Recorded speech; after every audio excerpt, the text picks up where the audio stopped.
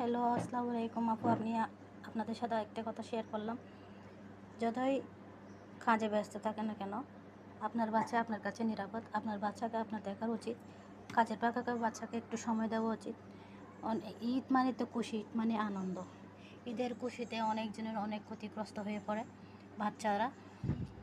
বাচ্চাদেরকে একটু বেশি টেক কেয়ার করবেন। আপনার বাচ্চা আপনার কাছে নিরাপদ, আপনার ছেলে মেয়ে আপনার কাছে নিরাপদ। এই ঈদে কতজনের বাচ্চাদের ক্ষয়ক্ষতি হয়ে যায়। আমার বাবুনি, আমার বাগিনা ইমরান আলী। আমার মতো কি আপনারা কি এইভাবে করছেন, একটু অন্যভাবে করছেন? আমি তো জানি না। তো সুতরাং বাচ্চাকে একটু বেশি বেশি কেয়ার করবেন। মানুষ অনেক বেশি ধরে বাচ্চা নিয়ে যাচ্ছে, এদিক ওদিক বাচ্চা হারিয়ে যাচ্ছে।